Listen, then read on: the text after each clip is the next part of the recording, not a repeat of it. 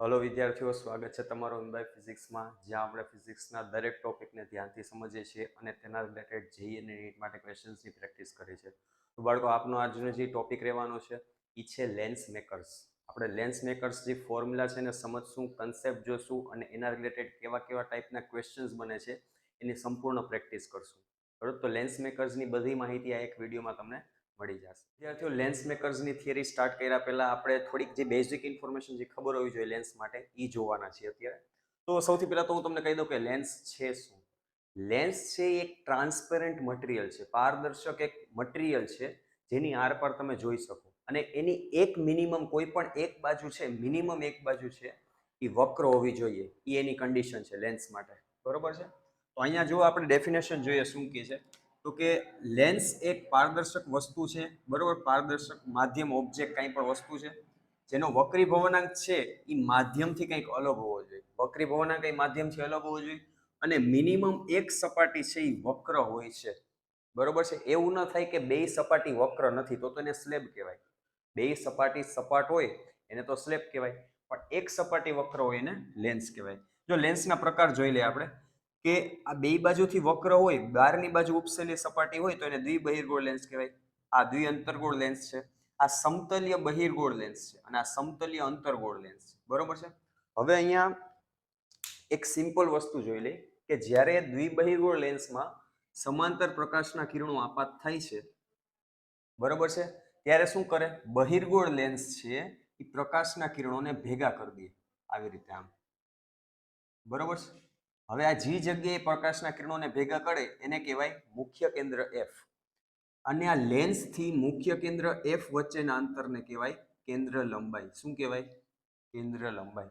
Similarly, જ્યારે સમાંતર પ્રકાશના કિરણો બહિર્ગોળ લેન્સની ઉપર આપાત થાય છે, જ્યારે સમાંતર પ્રકાશના કિરણો બહિર્ગોળ લેન્સની ઉપર આપાત થાય છે, ત્યારે બહિર્ગોળ લેન્સ છે એ પ્રકાશના કિરણોને શું કરે છે? વિકેન્દ્રિત કરે છે. શું કરે છે? પ્રકાશના કિરણોને વિકેન્દ્રિત. આ કરશે કેન્દ્રિત અને આ કરશે વિકેન્દ્રિત. રાઈટ? હવે તમે કહેશો કે અહીંયા કેન્દ્ર લંબાઈ કેવી રીતે મળે? તો કે આમાં જે વક્રીભૂત પ્રકાશના કિરણો છે એને પાછળ ખેંચવાના. એ જે જગ્યાએ ભેગા થાય ત્યાંથી આ લેન્સ વચ્ચેના અંતરને શું કહેવાય? કેન્દ્ર લંબાઈ. હવે ક્યાંનું અંતર લેવાનું? તો કે આનું સેન્ટર જે હોય, ઓપ્ટિકલ સેન્ટર ઓ થી એફ વચ્ચેના અંતરને કેન્દ્ર લંબાઈ કહેવાય. અહીંયા ઓપ્ટિકલ સેન્ટર ઓ થી અહીંયા મુખ્ય કેન્દ્ર એફ વચ્ચેના અંતરને શું કહેવાય? કેન્દ્ર લંબાઈ કહેવાય. તો સૌથી પહેલા તો તમારે આટલી બેઝિક ઇન્ફોર્મેશન ખબર હોવી જરૂરી છે. હવે આપણે જોઈએ લેન્સ મેકર્સ ફોર્મ્યુલા શું છે, એનો ઉપયોગ કેવી રીતે થાય છે અને કન્સેપ્ટ શું છે. મેઇન ઇમ્પોર્ટન્ટ વસ્તુ એ છે. ચાલો વિદ્યાર્થીઓ, હવે આપણે જોવાના છીએ લેન્સ મેકર્સનો કન્સેપ્ટ. હવે ધારો કે તમારી પાસે અહીંયા એક બહિર્ગોળ લેન્સ છે. બરોબર છે? આ બહિર્ગોળ લેન્સમાં પ્રકાશનું કિરણ આવી રીતે જો આવે છે અને વક્રીભવન થઈ અને આ રીતે અહીંયા કંઈક મુખ્ય અક્ષ ઉપર છે એ મળે છે. બરોબર છે? તો હવે એવું કીધું છે કે આ સપાટી છે એની વક્રતા ત્રિજ્યા R1 છે. આ સપાટી છે, બરોબર છે, એની વક્રતા ત્રિજ્યા R2 છે. વક્રતા ત્રિજ્યા એટલે શું આપણે જોઈ લીધું. બરોબર છે? અહીંયા બારે છે એ માધ્યમ N1 છે, જેનો વક્રી ભવનાંક છે N1 છે, અને અહીંયા છે લેન્સનો વક્રી ભવનાંક છે N2 છે. હવે આપણે લેન્સ મેકર્સનો ફોર્મ્યુલા પ્રૂફ કરવાનો છે, પણ હું પાછું એ જ કહીશ કે ફોર્મ્યુલા પ્રૂફ કર્યા પહેલા ફોર્મ્યુલા છે એ લખીશ અને એ ફોર્મ્યુલા યાદ રાખી લો. પછી આપણે જોશું કે કેવી રીતે આવ્યું. કયો ફોર્મ્યુલા છે? તો કે sir 1/f is equal two N2/N1 -1 into 1/R1 -1/R2. સૌથી પહેલા તો આ ફોર્મ્યુલા તમે યાદ રાખી લો, પછી આપણે પ્રૂફ કરી લેશું. એફ એટલે શું છે? એફ એટલે આ લેન્સની કેન્દ્ર લંબાઈ. કેન્દ્ર લંબાઈ એટલે શું? આપણે હમણાં જોયું કે સમાંતર પ્રકાશના કિરણો આવે અને જે જગ્યાએ ભેગા થઈ જાય, એ જે જગ્યાએ ભેગા થાય છે મુખ્ય કેન્દ્ર એફ થી લઈને ઓપ્ટિકલ સેન્ટર વચ્ચેના અંતરને શું કહેવાય? કેન્દ્ર લંબાઈ. રાઈટ? અને N2 એટલે શું છે? N2 એટલે છે લેન્સનો વક્રી ભવનાંક અને N1 એટલે છે માધ્યમનો વક્રી ભવનાંક. R1 એટલે તો કે લેન્સની એક સાઈડ છે વક્રતા ત્રિજ્યા કેટલી છે, R2 એટલે લેન્સની બીજી સાઈડ છે એની વક્રતા ત્રિજ્યા કેટલી છે એ. બરોબર? તો હવે આપણે જોવાનું છે આનું પ્રૂફ કેવી રીતે થશે. જરાક હું આને સપાટી 1 કહી દઉં છું. શું કહી દઉં છું? સપાટી 1. અને આને હું કહી દઉં છું સપાટી 2. બરોબર? હાલો હવે જોજો કેવી રીતે પ્રૂફ કરશું આપણે આને. સૌથી પહેલા આપણે એમ થાય કે સર પ્રકાશનું કિરણ આવ્યું અને સીધું અહીંયા પ્રતિબિંબ બની ગયું, અહીંયા ભેગું થઈ ગયું. ના, એવી રીતે નહીં થાય.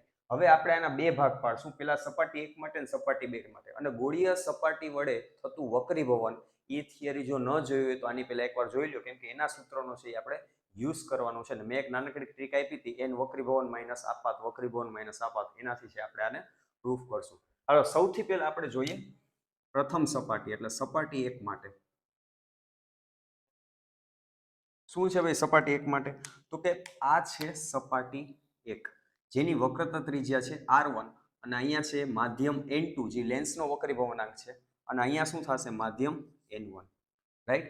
હવે સૌથી પહેલા તો બાળકો પ્રકાશનું કિરણ છે એ અહીંયા આપાત થાય છે r1 સપાટી ઉપર, બરોબર છે? આ છે લંબ. હવે અહીંયા પાતળામાંથી ઘટમાં જાય છે. હા, અહીંયા એ કહી દઉં કે n1 નો વક્રીભવનાંક છે એ n2 કરતા ઓછો છે, બરોબર છે? એટલે પ્રકાશ છે એ પાતળામાંથી ઘટ માધ્યમમાં જાય છે તો લંબ તરફ વળશે. એટલે આવી રીતે શું બનાવશે? અહીંયા કંઈક પ્રતિબિંબ બનાવશે. તો આને હું શું કહી દઈશ બાળકો? પ્રતિબિંબ અંતર v ડેશ. ધ્યાનથી સમજજો, પ્રતિબિંબ અંતર v ડેશ. અને અહીંથી ક્યાંક વસ્તુ આવતી હશે. માની લો આ વસ્તુ છે u અંતરે છે. માની લો વસ્તુ ક્યાં છે? u અંતરે. તો આમાં હવે આપણે ઓલું વક્ર સપાટી વાળું સૂત્ર લગાડવાનું છે, બરોબર છે? કયું સૂત્ર છે?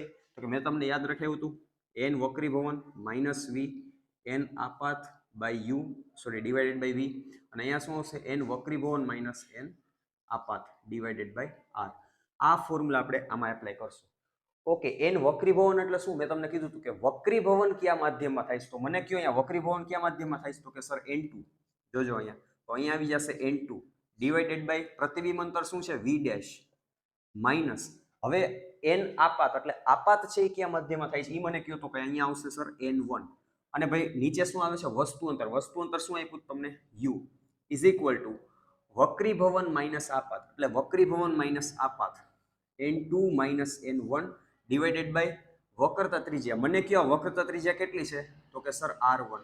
હવે આમાં આપણે જોયું હતું કે વક્રતા ત્રિજ્યામાં જો બહિર્ગોળ સપાટી ઉપર પ્રકાશ છે એ આપાત થાય છે તો આપણે r ને છે એ પોઝિટિવ લેશું. એટલે મેં અહીંયા r ને પોઝિટિવ લીધી. લ્યો તો અમારા માટે શું બની ગયું? સમીકરણ 1 બની ગયું, બરોબર છે? આ બની ગયું છે સમીકરણ 1. આ સૂત્ર એક જરાક યાદ રાખવાનું તમારે. હાલો હવે આપણે જોઈએ બીજી સપાટી માટે. પહેલી સપાટી તો થઈ ગઈ, બરોબર છે? આ પહેલી સપાટીની વાત થઈ ગઈ. હવે આપણે જોશું બીજી સપાટી માટે. તો સપાટી 1 માટે તો આપણે જોઈ લીધું છે કે શું થશે, બરોબર છે? હવે આપણે જોઈએ કે સપાટી 2 માટે આવું સમીકરણ આપણે કેવી રીતે મળી શકે. જોજો ધ્યાનથી. હવે આપણે જોશું સપાટી 2 માટે. તો સપાટી 2 કઈ છે? તો કે ઓલી છે સપાટી 2. હાલો હવે એમાં જોઈએ તો પ્રકાશનું કિરણ જો અત્યારે આમ આવે છે, આ સપાટી 2 ઉપર આવી રીતે આપાત થાય છે. તો પ્રકાશનું કિરણ છે એ કંઈક આમ આપાત થયું. અને પ્રતિબિંબ ક્યાં બન્યું? i dash. તો એનું પ્રતિબિંબ છે એ ક્યાંક અહીંયા બને છે i ડેશ પાસે, બરોબર છે? અને આ આપણે જોઈ લેશું કે આ અંતર શું મળ્યું મને? v dash. કેમ કે આ અંતર v ડેશ છે. હવે જો પ્રશ્ન થશે કે સર ઈ અંતર તો આ સપાટીથી v ડેશ છે, તો કે આપણે અહીંયા જે લેન્સ ધાર્યો છે એ લેન્સ બહુ જ પાતળો છે. કેવો છે? બહુ જ પાતળો. એટલે પહેલી સપાટીથી અંતર કયો કે બીજી સપાટીથી અંતર કયો, કાંઈ જાજો ફેર પડશે નહીં. એટલે આ થઈ જશે v ડેશ. હાલ તો v ડેશ થઈ ગયું છે. હવે વળી વક્રીભવન થઈને ફાઇનલ ઇમેજ ક્યાંક અહીંયા બનાવશે. આ છે ફાઇનલ ઇમેજ. હવે આ ફાઇનલ ઇમેજને હું નામ દઈ દઈશ v. હવે એક વાત મને કહો, હમણાં જ મેં કીધું કે જે પહેલી સપાટી પ્રતિબિંબ રચશે એ બીજી સપાટી માટે શું હશે? વસ્તુ. તો બીજી સપાટી માટે આ જે i ડેશ છે, જે પ્રતિબિંબ છે એ પહેલી સપાટીએ રહીશું, એ શું થઈ જશે? વસ્તુ અંતર થઈ જશે બીજી સપાટી માટે. બસ અહીંયા વક્રીભવનાંક છે n2, અહીં વક્રીભવનાંક છે અહીંયા n1. હાલો હવે વળી પાછું ઓલું સૂત્ર લગાડશું વક્રીભવન માઇનસ આપાત વક્રીભવન માઇનસ આપાત, રાઈટ? તો વક્રીભવન હવે કયા માધ્યમમાં થાય છે? તો કે n1 માધ્યમમાં થાય છે. તો સૂત્ર શું હતું? n વક્રીભવન minus divided by v n આપાત divided by u is equal to n વક્રીભવન માઇનસ n આપાત ડિવાઇડેડ બાય r. ચલો વક્રીભવન n1 માં થાય છે ડિવાઇડેડ બાય v. v એટલે શું? પ્રતિબિંબ અંતર. પ્રતિબિંબ અંતર ફાઇનલ કેટલું છે અહીંયા? v માઇનસ n આપાત. આપાત કયા માધ્યમમાં થાય છે? n2 માધ્યમમાં થાય છે, બરોબર છે? અને વસ્તુ અત્યારે ક્યાં છે? વસ્તુ અંતર શું છે અત્યારે? તો કે v ડેશ છે. કાં તો કે હમણાં કીધું કે પહેલા જે પ્રતિબિંબ રહીશું એ બીજા માટે વસ્તુ હશે. ઇઝ ઇક્વલ ટુ વક્રીભવન માઇનસ આપાત. વક્રીભવન ક્યાં થાય છે? n1 માં. આપાત ક્યાં થાય છે? n2 માં. તો અહીંયા n1 માઇનસ n2 આવશે ડિવાઇડેડ બાય આ વક્રતા ત્રિજ્યા શું છે? તો કે આ વક્રતા ત્રિજ્યા છે r2, રાઈટ? તો અહીંયા હું લખી નાખીશ r2. તો લ્યો અમારા માટે મળી ગયું સમીકરણ 2. હવે આ સમીકરણ 1 અને 2 નો હું કરી નાખીશ સરવાળો. સમીકરણ 1 અને 2 નો કરવાનો છે સરવાળો, તો કરી નાખશું આપણે. જો એક વાત મને કહો, આ સમીકરણને હજુ હું બીજી રીતે લખી શકું. કેવી રીતે? તો કે n1/v minus n2/v dash is equal two, જો અહીંથી હું માઇનસ કોમન કાઢીને નીચે દઈ દઉં છું. જો પાછું રિપીટ કરું છું, અહીંથી માઇનસ કોમન કાઢીને હું નીચે દઈ દઉં છું, એટલે શું થશે અહીંયા? n2 minus n1 divided by minus r2 થાય કે ન થાય? આ સમીકરણ 2 છે, એનો હું સરવાળો કરીશ આની સાથે. હાલો આગળ ગણતરી જોઈએ કેવી રીતે કરશું. તો કે સમીકરણ 1 પ્લસ સમીકરણ 2 કરતા સમીકરણ 1 નો સરવાળો 2 સાથે, એટલે અહીં શું થશે? લેફ્ટ હેન્ડ સાઈડ નો સરવાળો પ્લસ રાઈટ હેન્ડ સાઈડ નો સરવાળો. એવી રીતે લેફ્ટ હેન્ડ સાઈડ આનો આની સાથે સરવાળો અને આનો આની સાથે સરવાળો. ચલો તો અહીંયા થશે n2/v ડેશ માઇનસ n1/u, એટલે કે આ પ્લસ આ n1/v માઇનસ n2/v ડેશ બરાબર. રાઈટ હેન્ડ સાઈડ નો સરવાળો હવે n2 માઇનસ n1. જો અહીં સરવાળો કરું છું એટલે n2 માઇનસ n1 કોમન કાઢી લઉં છું, બરોબર. એટલે અહીંયા શું થઈ જશે? 1/r1 minus 1/r2. અહીંયા સરવાળો કર્યો, n2 માઇનસ n1 કોમન હતો તો કોમન કાઢી લીધો. હાલો હવે કઈ કટ થાય છે અહીંયા? હા કટ થાય છે. જો આ કટ થઈ જશે, n2/v dash minus n2/v dash. તો હવે અહીંયા વધ્યું છે શું? હવે અહીંયા વધશે આપણી પાસે ઈ છે n1/v minus n1/u is equal to n2 minus n1 into r1 minus r2. હવે અહીંથી n1 કોમન કાઢીને હું નીચે જવા દઉં છું. જોજો n1 અહીંથી કોમન કાઢીને નીચે જવા દઉં છું, એટલે શું આવશે? n2/n1 minus n1/n1.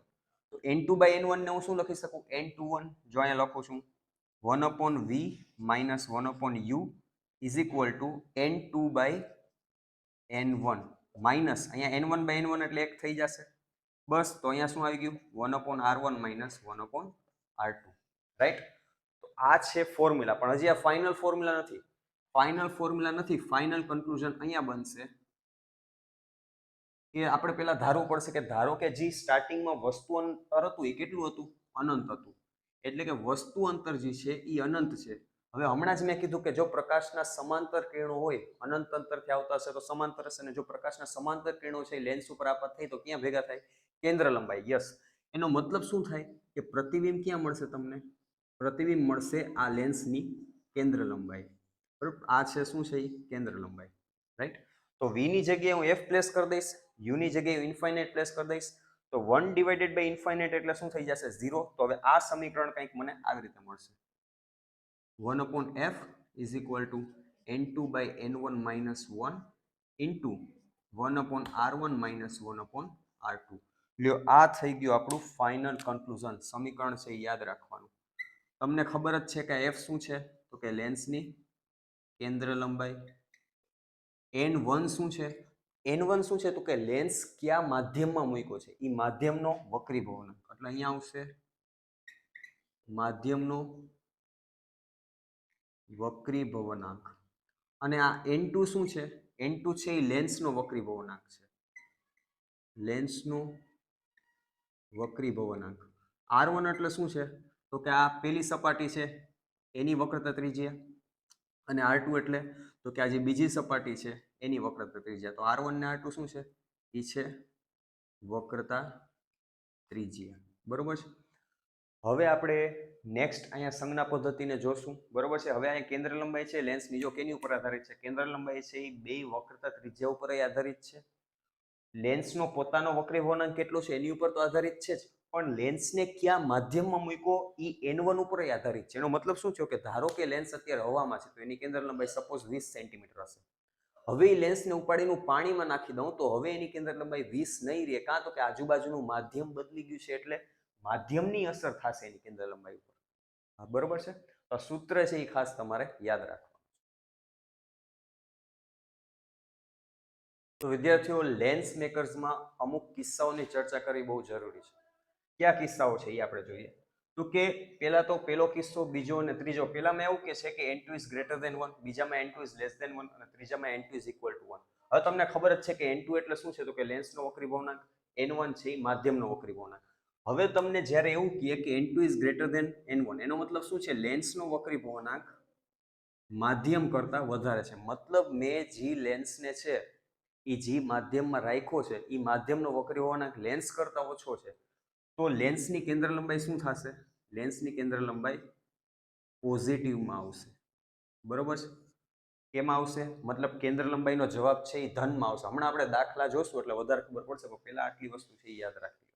બરોબર છે? અને એક બીજી નાનકડી વસ્તુ કહી દઉં કે જો બહિર્ગોળ લેન્સ હશે તો એની કેન્દ્ર લંબાઈ છે એ પોઝિટિવ હશે, અને જો અંતર્ગોળ લેન્સ હશે તો એની કેન્દ્ર લંબાઈ છે એ નેગેટિવ હશે. અને આ વસ્તુ મેં તમને અરીસાવાળા આપણા વિડીયોમાં કીધું હતું કે જો અંતર્ગોળ હોય પછી લેન્સ હોય કે અરીસો હોય, અંતર્ગોળ માટે કેન્દ્ર લંબાઈ નેગેટિવ, અને બહિર્ગોળ હોય પછી લેન્સ હોય કે અરીસો હોય, બહિર્ગોળ માટે કેન્દ્ર લંબાઈ પોઝિટિવ હોય. બરાબર છે? તો પેલો તો કિસ્સો આપણે આ જોઈ લીધો કે જે લેન્સનો વક્રી ભવનાંક માધ્યમ કરતાં વધારે હોય તો કેન્દ્ર લંબાઈ પોઝિટિવમાં આવશે, અને જો લેન્સનો વક્રી ભવનાંક માધ્યમ કરતાં ઓછો હોય, લેન્સનો વક્રી ભવનાંક માધ્યમ કરતાં ઓછો હોય તો એ કિસ્સામાં જે કેન્દ્ર લંબાઈ બનશે લેન્સની એ કેમાં આવી જશે? નેગેટિવમાં. હવે જો આ બહુ ઇન્ટરેસ્ટિંગ છે, જોજો. માની લ્યો કે આ કંઈક માધ્યમ છે, એની અંદર તમે બહિર્ગોળ લેન્સ મૂક્યો છે જેનો વક્રી ભવનાંક n2 છે અને n1 છે, અને આમાં છે એ n2 is less than n1 થાય છે. એટલે કે આ રીતે, મતલબ લેન્સનો વક્રી ભવનાંક ઓછો છે માધ્યમ કરતાં. તો ધ્યાનથી સાંભળજો, આ લેન્સ બહિર્ગોળ લેન્સ હોવા છતાંય કેની જેમ વર્તશે? બહિર્ગોળ લેન્સ હોવા છતાંય આ લેન્સ છે એ અંતર્ગોળ લેન્સની જેમ વર્તશે. કાં તો કે આ માધ્યમમાં મૂક્યા પછી જે જવાબ આવશે એ કેન્દ્ર લંબાઈ છે કેવી થઈ જશે? નેગેટિવ. એટલે નેગેટિવ કેન્દ્ર લંબાઈ કેની હોય? અંતર્ગોળ લેન્સની. એટલે જો બહિર્ગોળ લેન્સ હશે તો એ અંતર્ગોળ લેન્સની જેમ વર્તશે, અને અંતર્ગોળ લેન્સ હશે તો એ બહિર્ગોળ લેન્સની જેમ વર્તશે. ક્યારે? તો કે જો લેન્સનો વક્રી ભવનાંક છે એ માધ્યમ કરતાં ઓછો હોય ત્યારે. હવે માની લો કે તમને એમ કહીએ કે અહીં કંઈક માધ્યમ છે અને અંતર્ગોળ લેન્સ મૂક્યો છે, અને અહીંયા શું આવશે?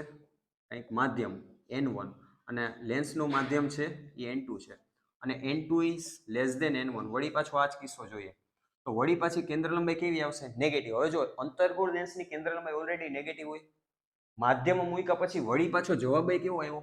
નેગેટિવ. તો માઇનસ માઇનસ પ્લસ થઈ જશે. એટલે હવે આ અંતર્ગોળ લેન્સ છે એ આ માધ્યમમાં બહિર્ગોળ લેન્સની જેમ વર્તશે. સમજમાં આવે છે? જો આ કિસ્સો બહુ ઇમ્પોર્ટન્ટ છે, પાછો રિપીટ કરું છું. જો લેન્સનો વક્રી ભવનાંક માધ્યમ કરતાં ઓછો હોય તો જે બહિર્ગોળ લેન્સ હશે ઈ માધ્યમમાં અંતર્ગોળ લેન્સની જેમ વર્તશે, અને અંતર્ગોળ લેન્સ છે ઈ તે માધ્યમમાં છે ઈ બહિર્ગોળ લેન્સની જેમ વર્તશે. હવે આપણે છેલ્લો કિસ્સો જોઈ લઈએ. છેલ્લા કિસ્સામાં એમ કહે છે કે ભાઈ લેન્સ, માધ્યમ અને લેન્સ બેનો વક્રી ભવનાંક ઇક્વલ છે. મતલબ કે આવી રીતે કંઈક માધ્યમ છે, આ લેન્સ છે, અંતર્ગોળ કે બહિર્ગોળ કાંઈ વાંધો નહીં, જે હોય બરોબર છે, બેનો વક્રી ભવનાંક છે સરખું હોય તો એ કિસ્સામાં છે એ આ લેન્સની કેન્દ્ર લંબાઈ આ માધ્યમની અંદર કેવી થઈ જશે? ઇન્ફાઇનાઇટ, અનંત થઈ જશે. તો આ ત્રણ કિસ્સા છે એ તમારે યાદ રાખવા જરૂરી છે. બીજી વસ્તુ એ યાદ રાખો કે બહિર્ગોળ માટે કેન્દ્ર લંબાઈ પોઝિટિવ, અંતર્ગોળ માટે કેન્દ્ર લંબાઈ negative. n2 greater than n1 હોય તો શું થશે? પોઝિટિવ મળશે. n2 લેસ દેન n1 હોય તો શું થશે? નેગેટિવમાં જવાબ આવશે. એટલે કે બહિર્ગોળ અરીસો અંતર્ગોળની જેમ વર્તશે, અંતર્ગોળ અરીસો બહિર્ગોળની જેમ વર્તશે. Sorry, અરીસોની lens. અને જો n2 is equal two n1 હોય તો શું થશે? બેયનો માધ્યમનો વક્રી ભવનાંક છે એ સરખો થઈ જશે અને કેન્દ્ર લંબાઈ તમને શું મળશે? અનંત. હવે પ્રશ્ન થાય કે સર આ કેવી રીતે એપ્લાય કર્યું? ભાઈ બહુ સિમ્પલ ગણિત છે. સૌથી પહેલા તો સૂત્ર તમને યાદ હોવું જોઈએ. f ઇઝ ઇક્વલ ટુ શું થાય? n2 by n1 minus 1 into 1 upon r1 minus 1 upon r2. બરોબર? જો n1 ને સામે મલ્ટીપ્લાય કરી દઉં તો આ કંઈક આવી રીતે બને. બરોબર છે? હવે એક વાત મને કહો, માધ્યમ n2 ને n1 ઇક્વલ છે, તો n2 ને n1 ઇક્વલ હોય તો બેની બાદબાકી થઈને શું આવી જશે? જવાબ 0. તો 1 upon f is equal two 0, તો f is equal two 1 upon 0 એટલે ઇન્ફાઇનાઇટ થઈ જશે. એટલા માટે અહીંયા કેન્દ્ર લંબાઈ અનંત છે. હવે આ બાજુ આવી જાઓ કે જો n2 નો વક્રી ભવનાંક ઓછો છે n1 કરતા, મતલબ n2 ની કિંમત n1 કરતા ઓછી છે, તો અહીંયા બાદબાકી કરશો તો માઇનસમાં આવશે કે નહીં આવે? તો માઇનસમાં આવશે, n2 માઇનસ n1. તો f છે એ નેગેટિવમાં આવશે. વળી પાછું જોઈ લઈએ અહીંયા કે n2 નો વક્રી ભવનાંક n1 કરતા વધારે છે, એનો મતલબ આ સંખ્યા છે એ આના કરતા વધારે છે, તો બાદબાકી કરશો તો જવાબ છે એ શું આવશે? પોઝિટિવમાં આવશે. એટલા માટે કેન્દ્ર લંબાઈ છે કેવી મળે તમને? પોઝિટિવમાં. તો આ રીઝન હતું જેને લીધે આ કિસ્સા છે એ આપણે 3 મળ્યા છે. બરોબર છે? આ યાદ રાખજો 3. તો ચાલો વિદ્યાર્થીઓ, આપણે લેન્સ મેકર્સનો કન્સેપ્ટ તો ધ્યાનથી સમજી લીધો છે. હવે એના રિલેટેડ કેવા દાખલા બની એ આપણે જોઈએ. તો અહીંયા એક ક્વેશ્ચન તમને આપ્યો છે, બહુ સિમ્પલ ક્વેશ્ચન છે. એમ કહે છે કે એક બહિર્ગોળ લેન્સ છે જેની એક બાજુની વક્રતા ત્રિજ્યા 20 સેન્ટીમીટર છે અને બીજી બાજુની વક્રતા ત્રિજ્યા છે 40 સેન્ટીમીટર છે. પછી તમને કીધું છે કે એ લેન્સને જે માધ્યમમાં રાખ્યો છે એ માધ્યમનો વક્રી ભવનાંક છે 1 છે અને અહીંયા જે કેન્દ્ર લંબાઈ છે એ કેન્દ્ર લંબાઈ આ લેન્સની તમને આપી છે 20 સેન્ટીમીટર. હવે આ લેન્સ બહિર્ગોળ છે એના માટે હું આની કેન્દ્ર લંબાઈ કેવી લઈશ? +20 લઈશ. અંતર્ગોળ તો માઇનસ લેતા. હવે n2 એટલે કે આ લેન્સનો વક્રી ભવનાંક કેટલો છે એ તમારે ગોતવાનો છે.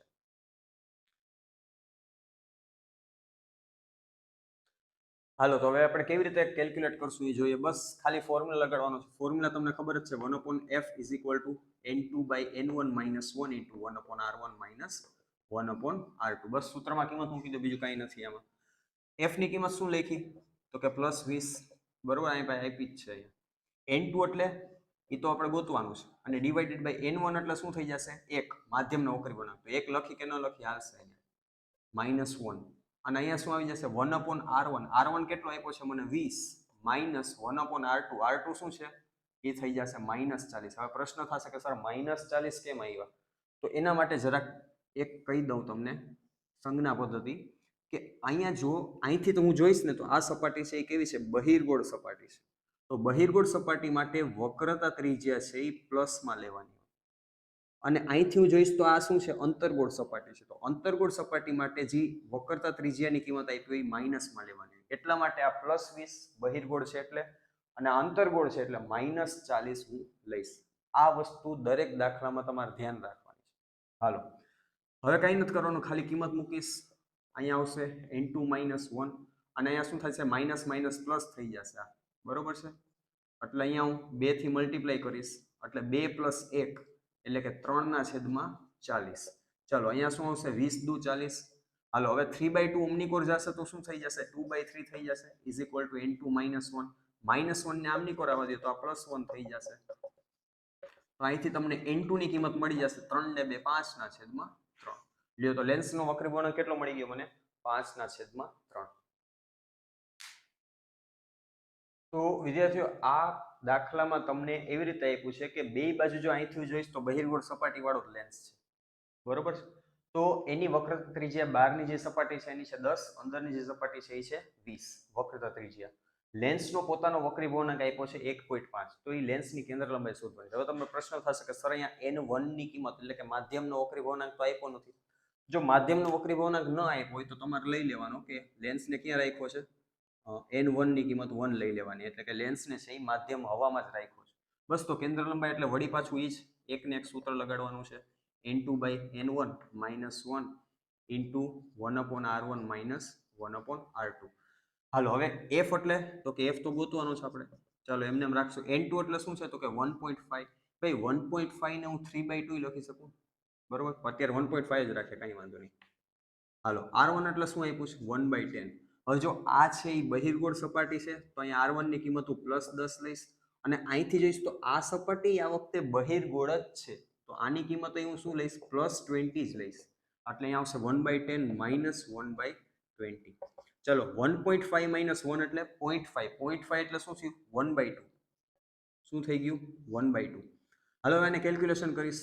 2 થી ગુણાકાર કરીશ તો 2 - 1. જો છેદ સરખો થઈ ગયો એટલે અંશનો સરવાળો હોય તો સરવાળો, બાદબાકી તો બાદબાકી કરવાની બરોબર. આ તો બેઝિક વસ્તુ છે.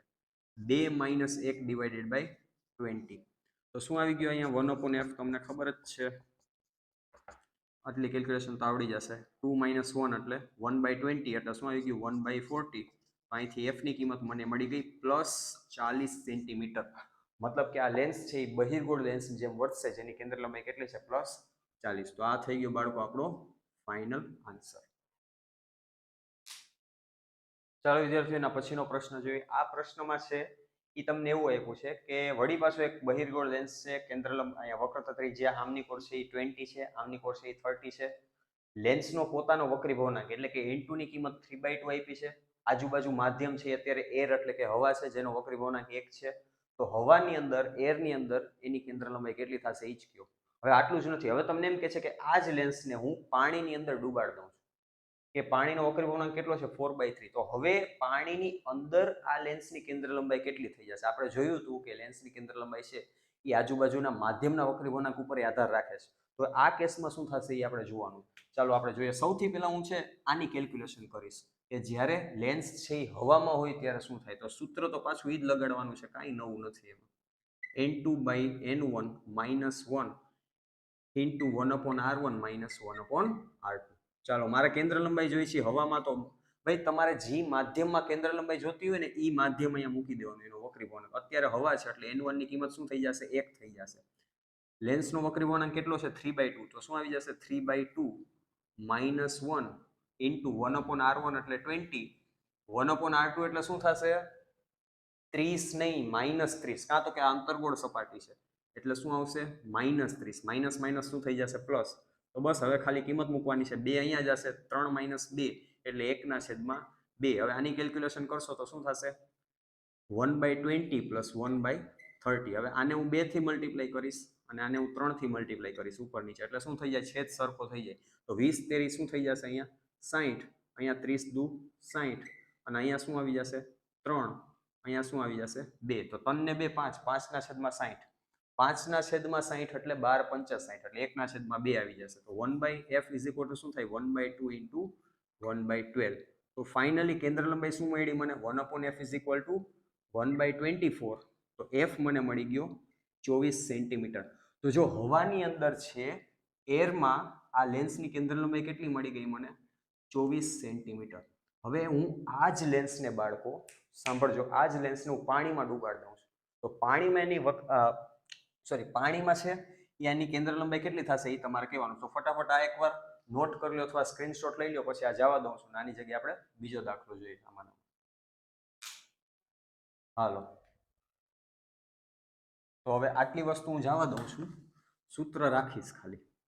હાલો, હવે આપણે જોવાનું છે ભાઈ આમાં આમાં ફેર શું છે. ભાઈ આમાં આમાં એટલો જ ફેર છે કે n2 ની કિંમત અહીંયા n1 ની કિંમત 4/3 થઈ ગઈ, અહીંયા n1 ની કિંમત 1 હતી. ખાલી આટલો ફેરફાર થયો છે. તો જો કેન્દ્ર લંબાઈ બદલી જશે. ચાલો, n2 ની કિંમત શું છે બાળકો? 3/2. n1 ની કિંમત શું છે? 4/3 -1 ઇન્ટુ વળી પાછું 1/r1 - 1/r2 એટલે વળી પાછું 1/20 + 1/30. હવે એ કેલ્ક્યુલેશન તમને ખબર જ છે. 1/20 + 1/30. અહીંયા હું વળી પાછું 3 થી ગુણાકાર કરીશ, અહીંયા હું 2 થી ગુણાકાર કરીશ.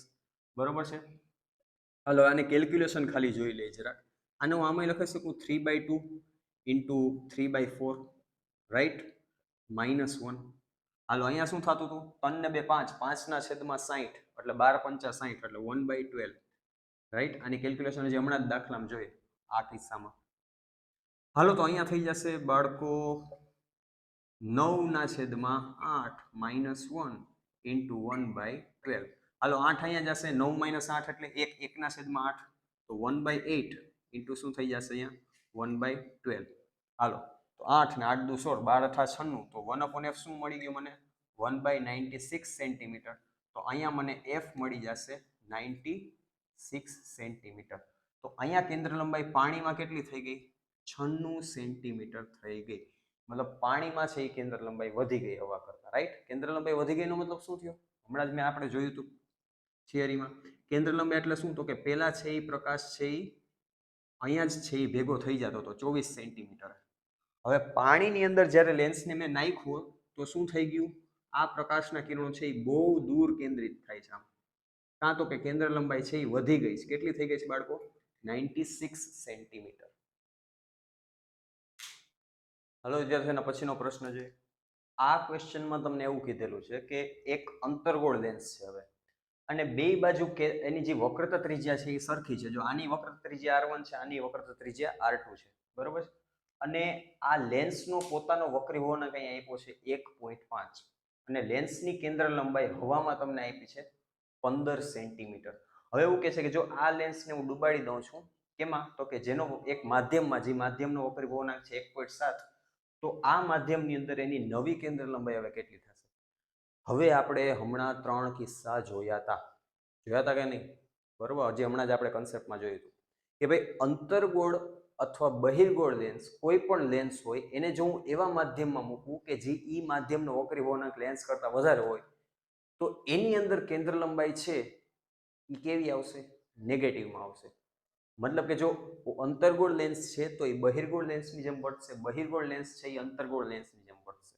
તો આ લેન્સને હું એના વક્રી ભવનાંક કરતાં વધારે વક્રી ભવનાંકવાળા માધ્યમમાં નાખું છું એટલે કેન્દ્ર લંબાઈ માઇનસ આવશે અને આની ઓલરેડી કેન્દ્ર લંબાઈ માઇનસ જ છે, કાં તો કે અંતર્ગોળ લેન્સ છે, તો માઇનસ માઇનસ પ્લસ થઈ જશે એટલે આ લેન્સ છે એ કેની જેમ વર્તશે, બહિર્ગોળ લેન્સની જેમ વર્તશે. પણ એ બહિર્ગોળ લેન્સની કેન્દ્ર લંબાઈ કેટલી છે એ આપણે શોધવાની.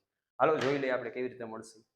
ફરી પાછું એક જ સૂત્ર લગાડશું બાળકો. માની લો કે અત્યારે હવામાં છે, પહેલા આપણે હવાની વાત કરી લઈએ, એરમાં, બરોબર, પાણીમાં પછી ડૂબકી મારશું. પહેલા જોઈ લઈએ હવામાં શું થશે. ઓકે, એર છે તો વક્રી કેન્દ્ર લંબાઈ કેટલી છે 15, પણ હું શું લઈશ -15, કાં તો કે અંતર્ગોળ લેન્સ છે સર, બરોબર. સૂત્ર તમને બધાને ખબર જ છે, n2/n1 -1 × 1/r1 -1/r2, રાઈટ. હવે 1/r1 ની કિંમત r જ છે, 1/r2 ની કિંમત r જ છે, પણ આ છે એ અંતર્ગોળ સપાટી છે અને આ છે એ બહિર્ગોળ સપાટી છે. પાછું રિપીટ કરું છું, આ છે એ અંતર્ગોળ સપાટી છે અને આ છે એ બહિર્ગોળ સપાટી છે. તો આની કિંમત હું માઇનસમાં લઈશ અને આની કિંમત હું પ્લસમાં લઈશ, તો આ માઇનસમાં આવી જશે અને આ એમનેમ આવશે પ્લસમાં. હવે એફ ની કિંમત મને શું આપી છે? એફ ની કિંમત મને આપી છે 15, તો અહીંયા હું 15 કિંમત છે એ મૂકી દઈશ, તો અહીંયા થશે 1/15 ઇઝ ઇક્વલ ટુ n2 છે એ 1.5 છે, અત્યારે હવામાં છે એટલે n1 ની કિંમત 1 થઈ જશે, તો 1.5 માઇનસ 1 એટલે 0.5, 0.5 એટલે 1/2, તો અહીંયા થઈ જશે 1/2 ઇન્ટુ અહીંયા આવી જશે -2r, બરોબર છે.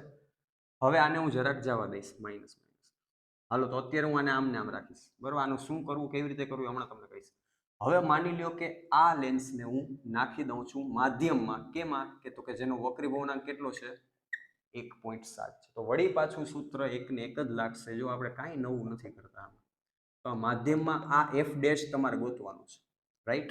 તો અહીંયા શું હશે n2 એટલે શું છે લેન્સનો વક્રી ભવનાંક, જે કેટલો છે 1.5, તો હું ડાયરેક્ટ લખું છું 1.5. n1 એટલે હવે માધ્યમ કેટલું થઈ ગયું 1.7, તો હું લખીશ 1.7 -1 કરી નાખીશ, પોઈન્ટ કટ થઈ જશે. ચાલો અહીંયા વળી પાછું -1/r -r, કેમ તો કે ભાઈ વક્રતા ત્રિજ્યા ચેન્જ ન થાય. લેન્સના જે કર્વેચર હોય વિદ્યાર્થીઓ, ગમે એ માધ્યમમાં નાખો એનો જે વક્ર ભાગ છે એ કાંઈ બદલાશે નહીં, બરોબર છે. તો એ તો પહેલા યાર હતો ને પછી યાર જ રહેશે, આર કોઈ દી ચેન્જ નહીં થાય, યાદ રાખજો માધ્યમ બદલતા. તો અહીંયા શું થઈ જશે, આને હું કેલ્ક્યુલેટ કરીશ એટલે આવશે -2r, બરોબર છે. આટલી વસ્તુ છે એ યાદ રાખવાની. આને હું જરાક આમ લખી નાખું છું, ભાઈ આ માઇનસ છે ને આમાં પાછા માઇનસ લખી નાખ્યા, ભાઈ માઇનસ કાઢી નાખ્યા પાછા લખી નાખ્યા, બરોબર. હાલો તો આને હું કેલ્ક્યુલેટ કરીશ તો શું મળશે મને 1/f' બરાબર. હાલો અહીંયા કિંમત મૂકીશ એટલે શું મળશે મને 1.5, પોઈન્ટ કટ થઈ ગયા, 17 અહીંયા જશે, 15 - 17 એટલે શું આવશે -2/17, અને અહીંયા કિંમત શું છે, અહીંયા કિંમત થઈ જશે -2/r. મારે જોઈ છે બાળકો 1/f', -2/r ની કિંમત આવડે ગોતતા, જો અહીંથી મળી જશે. -2/r એટલે શું થાય, તો કે આ 2 સામે જશે એટલે -2/15, તો -2/r ની કિંમત શું થઈ ગઈ -2/15. જો અહીંથી તમે જોઈ શકો છો 2 સામે હોઈ જશે, તો -2/r ની કિંમત હું -2/15 લખીશ, તો -2/17 × -2/15. હવે આને હું કેલ્ક્યુલેટ કરીશ તો મને અહીંથી f ડેશ મળશે, સોરી અહીંયા હું લખીશ f ડેશ શું થઈ ગયો માઇનસ પ્લસ થઈ જશે એટલે 15 × 17/4. હાલો f ડેશ ની કિંમત મારે જોઈ છે, કેવી રીતે મળશે, 15 દુ 30, સોરી 15 એટલું 15 એકુ 15 થશે અને 15 સતા 105, 5 અને 2, સોરી 255 ડિવાઇડેડ બાય 4, બરોબર. 255 ડિવાઇડેડ બાય 4 કરો એટલે અહીંયા f ડેશ તમારી પાસે આવી જશે 255 ડિવાઇડેડ બાય 2 કરો એટલે જો ભાઈ 250 અને 5, હું આને એકવાર અડધા કરીશ તો આ 100 થશે, આ 25 થશે અને આ 2.5 થશે, બરોબર. એટલે 1/2 થયું. હજી આના પાછા મારે બીજી વાર અડધા કરવાના છે એટલે આ શું થઈ જશે 50, અને આ 25 ના શું થઈ જાય 12.5, અને આના શું થઈ જશે, તો આ થઈ જશે 1.75, સોરી 1.25 થઈ જશે, 1.25. તો 50 ને 10 60, 60 ને 2 62 ને 1 63, એટલે 63.75 છે એ જવાબ આવશે. તમે જોઈ શકો છો કે આન્સર પોઝિટિવમાં આવ્યો. કાં તો કે લેન્સને છે એ એના વક્રી વળાંક કરતા વધારે વક્રી વળાંક વાળા માધ્યમમાં રાખ્યો છે, તો અંતર્ગોળ છે એ બહિર્ગોળની જેમ વર્તશે, બહિર્ગોળ છે એ અંતર્ગોળની જેમ વર્તશે. ચાલો વિદ્યાર્થીઓ, આ કન્સેપ્ટનો છેલ્લો પ્રશ્ન આપણે જોઈ લે. આ પ્રશ્નમાં તમને એવું કહે છે કે બહિર્ગોળ લેન્સ છે જેનો વક્રી વળાંક 1.5 છે, એને એક એવા લિક્વિડમાં નાખ્યો છે જેનો વક્રી વળાંક કેટલો છે? 2 છે. બરાબર. એક બાજુની વક્રતા ત્રિજ્યા 20 છે, બીજી બાજુની વક્રતા ત્રિજ્યા 30 છે. તમારે એ ગોતવાનું છે કે આ માધ્યમની અંદર લેન્સનો વક્રી વળાંક કેટલો થશે. વળી પાછો જો આપણે 3 કિસ્સા જોયા તેમાંથી બીજો કિસ્સો. માધ્યમનો વક્રી વળાંક છે લેન્સ કરતા વધારે છે, તો જે કેન્દ્ર લંબાઈ આવશે એ નેગેટિવમાં આવશે. એનો મતલબ આ માધ્યમ, ભલે આ લેન્સ છે એ બહિર્ગોળ લેન્સ રહ્યો, તોય આ લિક્વિડમાં નાખ્યા પછી લેન્સની કેન્દ્ર લંબાઈ કેવી થઈ જશે? નેગેટિવ. એટલે આ લિક્વિડની અંદર એ લેન્સ છે એ અંતર્ગોળ લેન્સની જેમ વર્તશે, ભલે એ બહિર્ગોળ હોય તોય. હાલો ગણતરી કરીએ આપણે, કાંઈ નથી. 1/f is equal to n2/n1 minus 1 into 1/r1 minus 1/r2. હવે ખાલી કેન્દ્ર લંબાઈ ગોતવાની છે, 1/f. ચાલો, n2 એટલે લેન્સનો વક્રી વળાંક g છે 1.5, n1 એટલે માધ્યમનો વક્રી વળાંક g છે 2, માઇનસ અહીંયા થશે. r1 એટલે શું લઈશ? r1 એટલે આ કેટલો છે? 20, એટલે આ 1/20. r2 એટલે, જો r2 એટલે અંતર્ગોળ સપાટી થઈ, એટલે હું શું લઈશ? -30. તો આની કિંમત હું માઇનસ, અહીંયા -30 લખીશ, તો આ માઇનસ ને આ માઇનસ પ્લસ થઈ જશે, એટલે 1/30.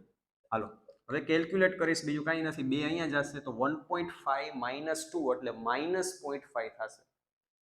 એટલે અહીંયા આવશે -0.5/2 ઇન્ટુ, અહીંયા હું કેલ્ક્યુલેટ કરવા માટે અહીંયા 3 થી ગુણાકાર કરીશ, અહીંયા 2 થી ગુણાકાર કરીશ, તો શું થશે? 3 ને 2, અહીંયા ટૂંકમાં છેદ સરખો થઈ જશે, 60 આવી જશે. તો 3 ને 2 5, 5 ના છેદમાં 60, તો અહીંયા શું આવી જશે? 12. હાલો ભાઈ, 0.5 ને હું 1/2 કહી શકું? કહી જ શકાય. તો અહીંયા આવશે -1/2 એટલે શું આવશે? -1/4. આ બે આરે ગુણાકાર થશે, તો અહીંયા શું આવી ગયું? 1/12. તો ફાઇનલી તમને 1/f મળશે 12 ચોક ને 48, 1/48. તો મને કેન્દ્ર લંબાઈ મળી ગઈ -48 સેન્ટીમીટર. તો આ લિક્વિડની અંદર આ બહિર્ગોળ લેન્સ, બહિર્ગોળ હોવા છતાંય કેની જેમ વર્તશે? અંતર્ગોળ લેન્સની જેમ, કે જેની કેન્દ્ર લંબાઈ કેવી હોય? -48 સેન્ટીમીટર. તો આ છે આપણો ફાઇનલ આન્સર.